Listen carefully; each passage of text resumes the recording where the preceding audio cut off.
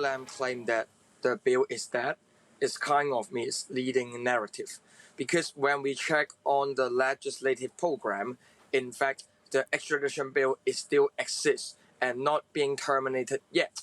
So no matter Carrie Lam stated that they will stop the legislation process or the bill is dead or not, when it still exists on the legislative program, Hong Kong government could still easily reactivate the legislation process in the next 12 months. Now, among other demands that you want to see, you want an independent inquiry into police abuse. You've been very critical of the police tactics, confronting in particular the British police officer in charge of police control of the demonstrations. And you say that he must pay the price. What exactly do you mean? Activists were headshot by rubber bullets during peaceful demonstration. Journalists were beaten by the baton of police excessive force. The British-born commander enjoy freedom and human rights in UK, come to Hong Kong, suppress on people, fight for freedom and democracy is really ridiculous. That's why not only urging government to terminate the bill in the legislative process and promise not to reactivate the legislation procedure. Also, we urge government to set up investigation commission, allow the judges to investigate this on police brutality, and that's the way out. In the long term, we still ask for free election because the leader of Hong Kong, Carrie Lam, is just selected by Beijing instead of elected by Hong Kong people. You've defended the protester tactics even when they forced their entry into the legislature and carried out some acts of vandalism. How do you defend that? Doesn't it represent really a major escalation of these protests? I don't expect everyone agree on all the behaviors of activists when they storm into the Legislative Council building. But I hope people understand that 25% of people took to the street on the same day, which is 2 out of 7 million people joined the strike. I think this percentage of population joined into a singular strike never happened in the past 1 to 2 decades.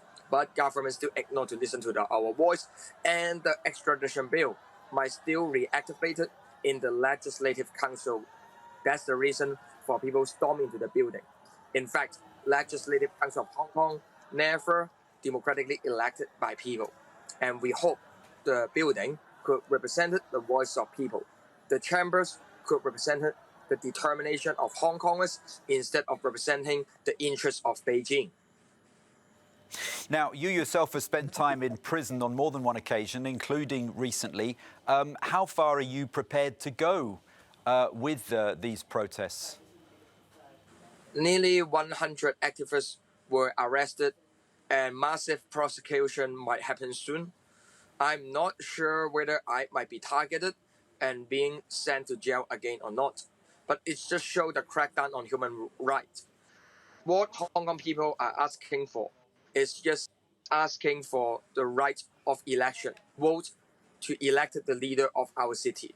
That's the right enjoyed by people in European countries since last century. It's still far away from it under hardline suppression of presidency, but we will continue our fight. And how do you think Beijing is seeing this? Are you afraid of incurring Chinese wrath even further, that perhaps Carrie Lam might eventually be replaced, for instance, by someone who is taking a much more hard line? If Carrie Lam resigns, absolutely it's better than nothing. But the way out is not urging Carrie Lam to resign. The way out and solution is let Hong Kong people enjoy democracy. Let Hong Kong people elect their leader instead of appointed or selected by Beijing. What we are asking for is just hope Hong Kong can be the place that we can determine our way of living instead of being dominated by the Beijing authorities.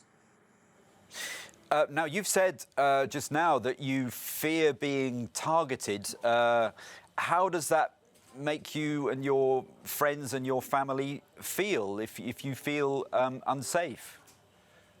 After book publisher in Hong Kong being physically kidnapped from Hong Kong to mainland China, it's hard for any youngster or activist ensure the personal safety, especially one country two system eroded to be one country one and a half system.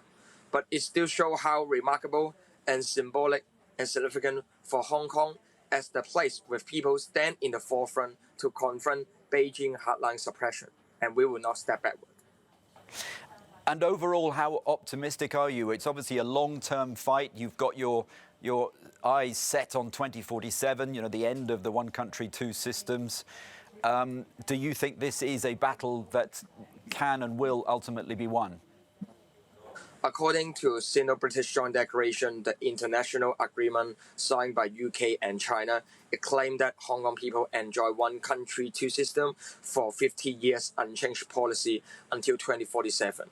We are not sure whether Hong Kong will turn to be one country, one system in the worst scenario. And the future of Hong Kong should be determined by Hong Kong people instead of dominated and controlled by Beijing. That's why now we keep our fight, and we, with our courage and determination, hope people in European country can stand on our side, be our allies.